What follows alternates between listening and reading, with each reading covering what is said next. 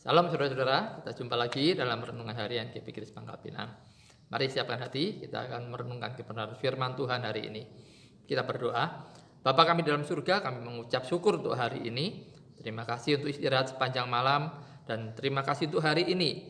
Ini menjadi kesempatan buat kami hidup untuk kami melakukan kehendak-Mu sehingga waktu, tenaga, dan segala hal yang kami lakukan tidak menjadi sia-sia, tapi kami mau hidup seturut dengan apa yang Tuhan kehendaki. Berkati kami siap mendengarkan firman-Mu, merenungkan dan melakukannya. Demi nama Tuhan Yesus, amin. Renungan diambil dari 1 Petrus 1 ayat 15 dan 16. Tetapi hendaklah kamu menjadi kudus di dalam seluruh hidupmu sama seperti Dia yang kudus yang telah memanggil kamu. Sebab ada tertulis, kuduslah kamu, sebab aku kudus. Ayat ini menyatakan bahwa Allah menghendaki kita untuk hidup kudus.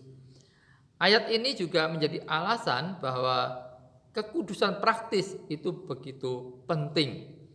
Ada banyak ayat-ayat yang lain, saudara, yang serupa dengan hal ini, yang menegaskan hal ini. Kekudusan praktis itu begitu penting. Nah, kekudusan ini menjadi bukti bahwa iman seseorang kepada Allah adalah sesuatu yang nyata, bukan sekedar omongan belaka, NATO ya, tetapi benar-benar nyata. Kekudusan juga menjadi bukti bahwa kasih kita kepada Allah itu benar-benar kasih yang tulus, bukan kasih yang tidak tulus.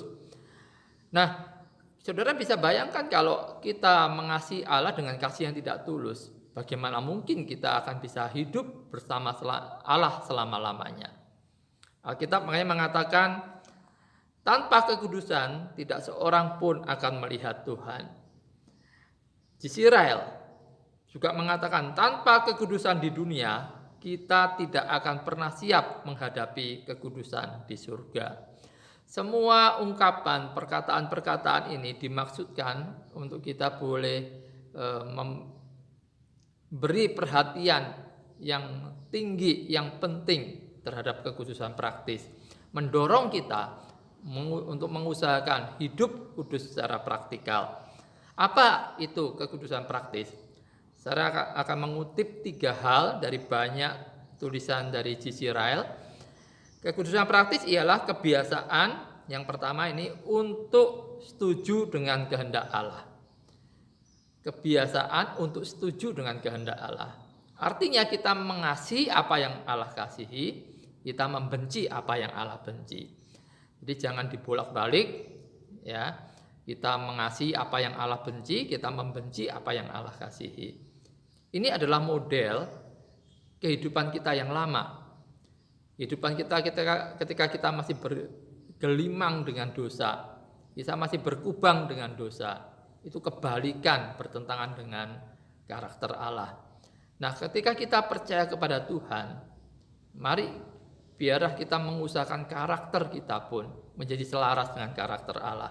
Apa yang Allah kasihi, itulah yang harusnya kita kasihi. Apa yang Allah benci, itulah yang seharusnya kita benci. Maka kita harus menanggalkan manusia lama kita dan kita mengenakan manusia baru.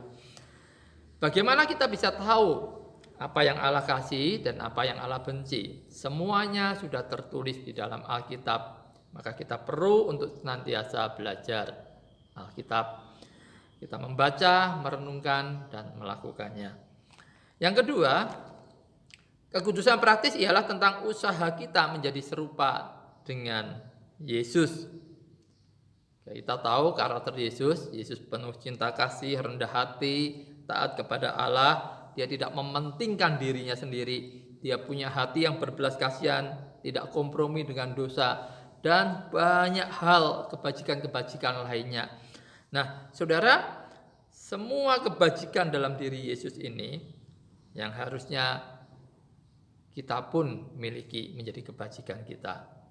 Sehingga banyak waktu bisa dihemat, banyak dosa bisa kita hindari jika kita mau hidup serupa dengan karakter Tuhan Yesus. Makanya kita kalau dalam setiap keadaan kita bisa bertanya, apa yang Yesus katakan dan lakukan dalam keadaan yang saat ini saya alami. Itu akan menolong kita untuk kita bisa menjadi serupa dengan karakter Yesus. Tentunya juga tidak bisa dilepaskan, kita bisa belajar dari Alkitab banyak hal yang menjadi karakter Yesus yang harus kita terus pelajari. Yang ketiga, kekudusan praktis ialah tentang memiliki pola pikir rohani. Orang yang menyadari bahwa kehidupan di dunia sekarang ini merupakan persiapan untuk kehidupan di surga nanti. Ini berarti dia dapat menerima bahwa perkara-perkara yang mempunyai nilai sejati di dunia ini hanyalah perkara-perkara yang memiliki nilai kekal, cocok dengan kehidupan yang akan datang. Bisa memilah mana yang sementara, mana yang kekal. Atau bisa kita melakukan segala sesuatu sehingga apa yang kita lakukan itu bernilai kekal. Saudara, bagaimana dengan hidup saudara saat ini? Saya harap saudara tidak berkecil hati ketika membandingkan dengan keadaan yang ideal yang barusan kita dengarkan bersama melalui renungan hari ini. Karena pengudusan praktis ini bersifat progresif, bukan langsung berbalik 180 derajat, tidak, tetapi itu by proses. Saudara, memang selama hidup dalam dunia ini, ya, pengudusan praktis ini adalah pekerjaan yang tidak mencapai kesempurnaan. Makanya dari orang mulai percaya kepada Tuhan sampai akhir hidupnya, dia terus berproses, dan kesempurnaan itu nanti di surga bersama dengan Tuhan. Orang yang dianggap paling kudus pun saat ini, ya, bisa jadi mempunyai banyak cacat celah di hadapan Allah.